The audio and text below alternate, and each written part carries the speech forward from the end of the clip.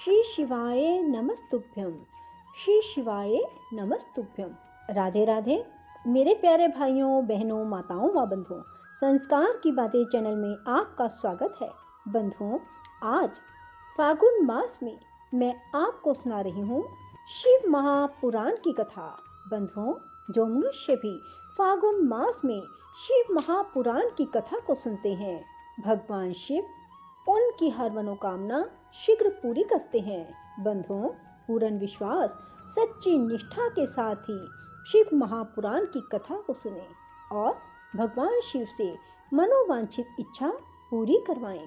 बंधुओं, यदि आपने YouTube चैनल संस्कार की बातें अब तक सब्सक्राइब नहीं किया तो जरूर करें और बेल आइकन दबाना ना भूलें, ताकि आपको हमारी आने वाली सभी वीडियोस की जानकारी सबसे पहले हो सके। बोलो शिव शंकर भोलेनाथ की जय हो। संध्या की आत्माहुति उसका अरुंधति के रूप में अवतीर्ण होकर मुनिवर वशिष्ठ के साथ विवाह करना, ब्रह्मा जी का रुद्र के विवाह के लिए प्रयत्न और चिंता तथा भगवान विष्णु का उन्हें शिवा की आराधना के लिए उपदेश देकर चिंता मुक्त करना। ब्रह्मा जी कहते हैं, नारद, जब वर देकर भगवान शंकर अंतर्ध्यान हो गए, तब संध्या भी उसी स्थान पर गई जहां मुनि मेधातिथि यज्ञ कर रहे थे।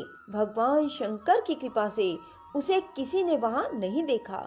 उसने उस तेजस्वी ब्रह्मचारी का स्मरण किया जिसने उसके लिए तपस्या की विधि का उपदेश दिया था। महामुने, पूर्व काल में महर्षि वशिष्ठ ने मुझ परमेष्ठी की आज्ञा से एक तेजस्वी ब्रह्मचारी का वेश धारण करके उसे तपस्या करने के लिए उपयोगी नियमों का उपदेश दिया था। संध्या अपने को तपस्या का उपदेश देने वाले उन्हीं ब्रह्मचारी ब्राह्मण वशिष्ठ को पति रूप से मन में रखकर उस महायज्ञ में प्रज्वलित अग्नि के समीप गई। उस समय भगवान शंकर की कृपा से मुनियों ने उसे नहीं देखा। ब्रह्मा जी की वह पुत्री बड़े हर्ष के साथ उस अग्नि में प्रविष्ट हो गई। उसका पुरोडाशमय शरीर तत्काल दग्ध हो गया।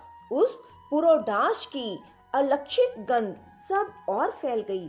अग्नि ने भगवान शंकर की आज्ञा से उसके स्वर्ण जैसे शरीर को जलाकर शुद्ध करके उन्हें सूर्य मंडल में पहुंचा दिया।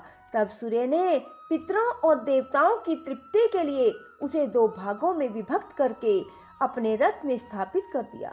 मुनीश्वर, उसके शरीर का ऊपरी भाग प्रातः संध्या हुआ, जो दिन और रात के बीच में पड़ने वाली आदि संध्या है, तथा उसके शरीर का शेष भाग सायं संध्या हुआ, जो दिन और रात के मध्य में होने वाली अंतिम संध्या है। सायं संध्या सदा ही पितरों को प्रसन्नता प्रदान करने वाली होती है। सूर्योदय से पहले जब अरुणोदय हो, प्राची के क्षितिज में लाली छा जाए, तब प्रातः संध्या प्रकट होती है, जो देवताओं को प्रसन्न करने वाली है। जब लाल कमल के समान सूर्य अस्त हो जाते हैं, उसी समय सदा सायं संध्या का उदय होता है, जो पितरों को आनंद प्रदान करने वाली है। परम दयालु भगवान शिव ने उनके मन सहित प्राणों को दिव्य शरीर से युक्त देहधारी बना दिया। जब मुनि के यज्ञ की समाप्ति का अवसर आया, तब वह अग्नि की ज्वाला में महर्षि मेधातिथि को तपाए हुए स्वर्ण की सी कांति वाली पुत्री के रूप में प्राप्त हुई। मुनि ने बड़े आमोद के साथ उस समय उस पुत्री को ग्रहण किया। मुने, उन्होंने यज्ञ के लिए उसे नहलाकर अपनी गोद में बिठा लिया। शिष्यों से घिरे हुए महामुनि मेधातिथि को वहां बड़ा आनंद प्राप्त हुआ। उन्होंने उसका नाम अरुंधति रखा। वह किसी भी कारण से धर्म का अवरोध नहीं करती थी, अतः उसी गुण के कारण उसने स्वयं यह त्रिभुवन विख्यात नाम प्राप्त किया। देवऋषि यज्ञ को समाप्त करके कृतकृत्य हो वे मुनि पुत्री की प्राप्ति होने से बहुत प्रसन्न थे और अपने शिष्यों के साथ आश्रम में रहकर सदा उसी लालन पालन करते थे।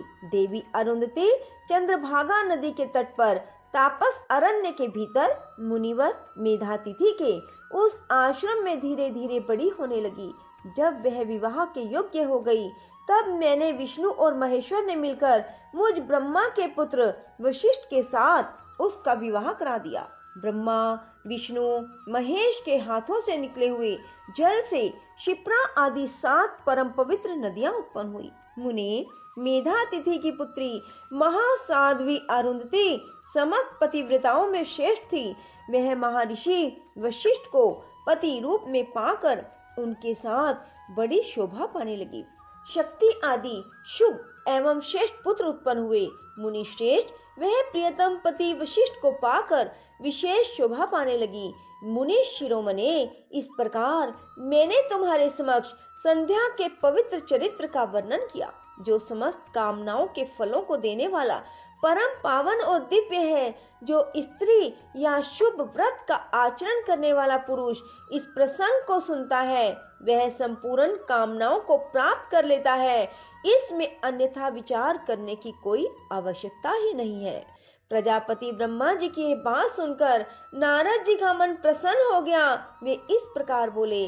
नारद जी ने कहा, ब्रह्मन, आपने अरुंधति की तथा पूर्व जन्म में उसके स्वरूप भूता संध्या की बड़ी उत्तम दिव्य कथा सुनाई है, जो शिव भक्ति की वृद्धि करने वाली है। धर्म के अब आप भगवान शिव के उस परम पवित्र चरित्र का वर्णन कीजिए, जो दूसरों के पापों का विनाश करने वाला उत्तम एवं मंगलदायक है। जब कामदेव रति से विवाह करके हर्ष पूर्वक चला गया, दक्ष आदि अन्य मुनि भी जब अपने अपने स्थान को पधारे, जब संध्या तपस्या करने के लिए चली गई, उसके बाद वहाँ क्या हुआ?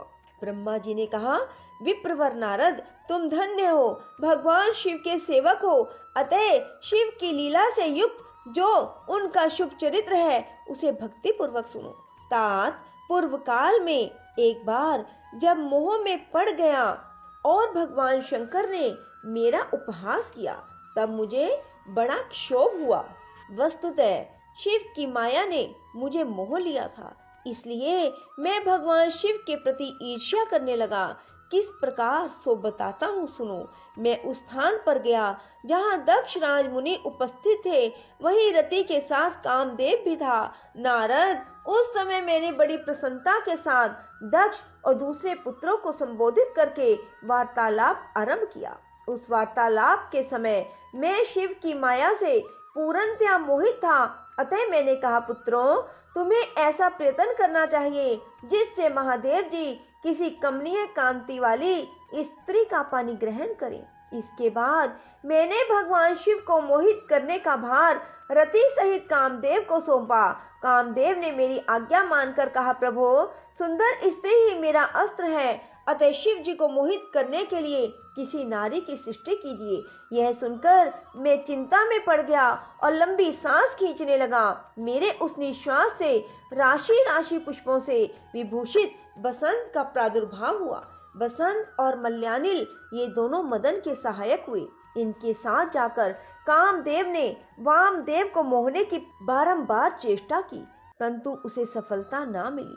जब वह निराश होकर लौट आया, तब उसकी बात सुनकर मुझे बड़ा दुख हुआ। उस समय मेरे मुख से जो निश्वास वायु चली, उसने मार्गणों की उत्पत्ति हुई।